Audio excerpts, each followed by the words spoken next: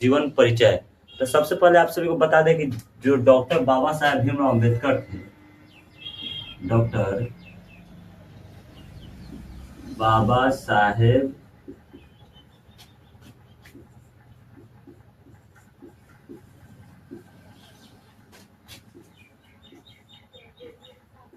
भीमराव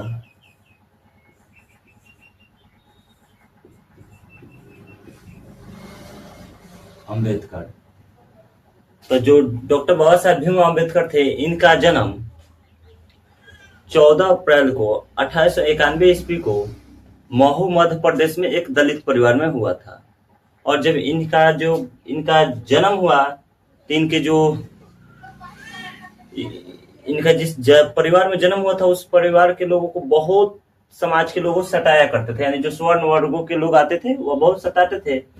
तो हम जानेंगे कि बाबा साहेब भीमराव अम्बेडकर का जन्म कब हुआ था। 14 अप्रैल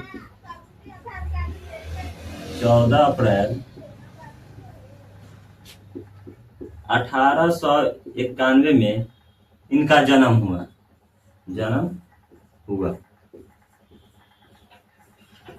और जन्म कहाँ हुआ? तो महू मध्य प्रदेश में हुआ था। यानी भीमराव अम्बेडकर का जन्म कहाँ हुआ? अम्बेडकर जी का जन्म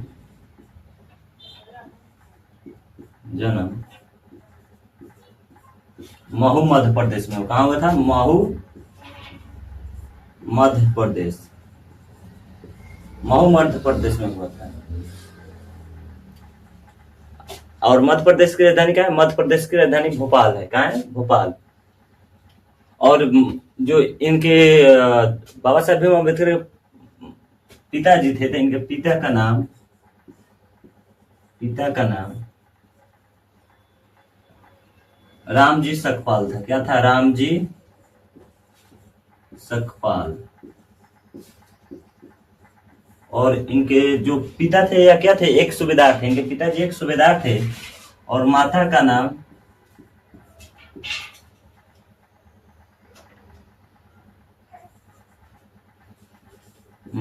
नाम भीमाबाई।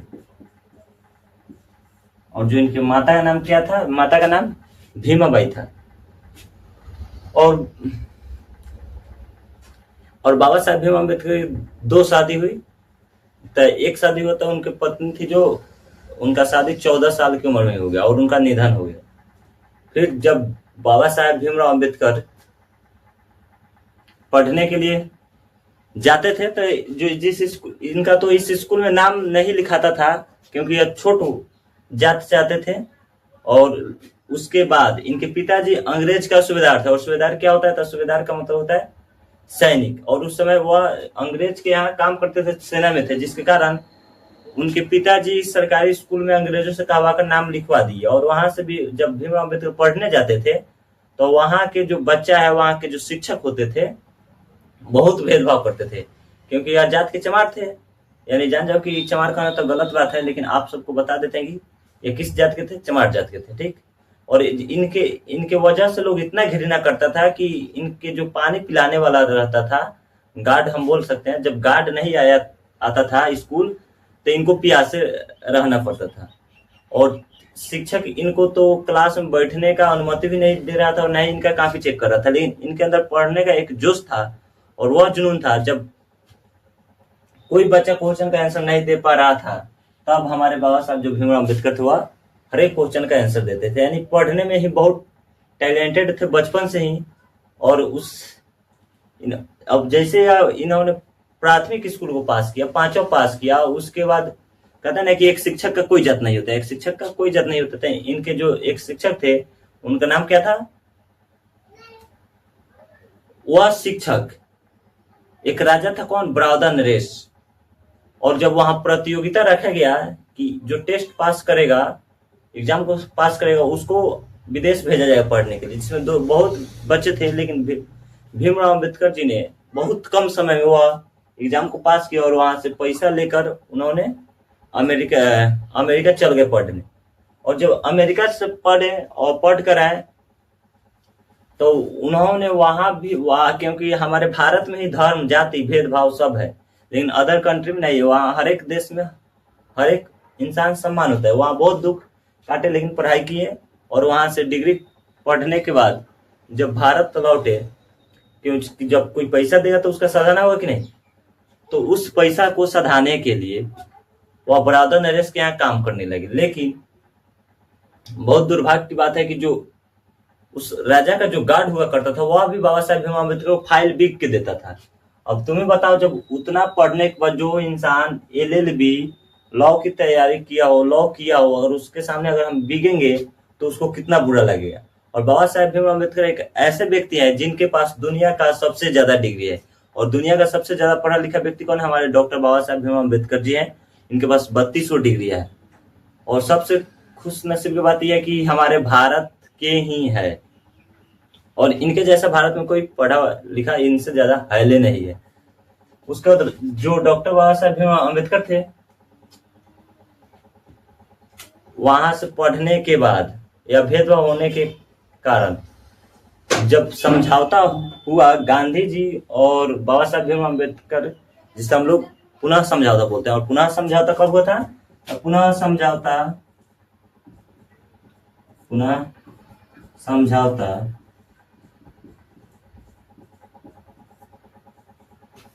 1932 में हुआ था। किनके किनके बीच? महात्मा गांधी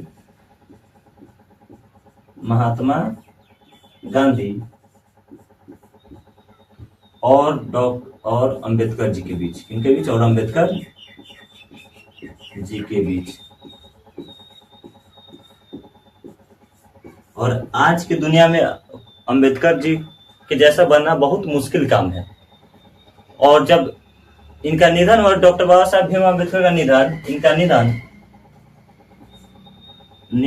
कब हुआ? तो लिख सकते हैं इनका निधन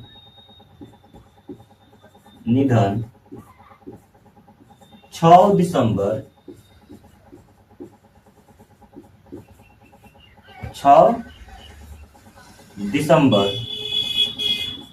1956 को दिल्ली में हुआ।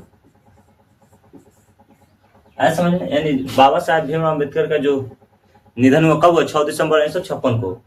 और बाबा साहेब भीमराव अम्बेडकर एक ऐसे व्यक्ति हैं जिनके निधन के बाद, जब इनका निधन हुआ, तो टोटल 193 कंट्री है जो हमारे देश में, जो इंटरनेशनल कंट्री है, 193 देशों ने अपना जो ध्वज होता है, वह हम लोग झंडा बोल सकते हैं, उसको झुका दिया था। लेकिन आज तक हमारे देश में कोई ऐसा नेता नहीं हुए, न दुनिया में कोई ऐसा नेता है जिनके निधन में पूरा कंट्री अपना झंडा झुका दे।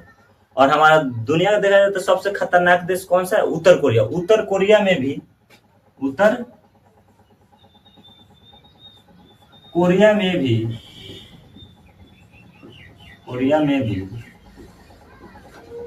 अंबेडकर जी का पूजा होता है। यानी उत्तर कोरिया में भी अंबेडकर जी का पूजा किया जाता है। उत्तर कोरिया में डॉक्टर बाबा साहेब भीमराव अम्बेडकर जी का पूजा किया जाता है, समझे। चलिए, आज बाबा साहेब भीमराव अम्बेडकर का परिचय हम लोग जान गए, और इनसे हम लोगों को यही सीख मिलता है कि परिस्थितियां जिंदगी में परिस्थितियां कैसा भी क्यों ना हो, अगर जिद हो जीतने की तो इंसान जीत के ही रहती है। वो परिस्थितियां, यानी कहते हैं ना, वक्त को बदलना सीखो या वक्त के अनुसार बदल जाओ। ठीक है, चलिए मेरे प्यारे बच्चों, रखते हैं आज इतना ही। भीमराव अम्बेडकर के नाम पर लिखते हैं, जय भीम, जय संविधान, जय हिंद, जय भारत। नमस्ते बच्चों, चलिए।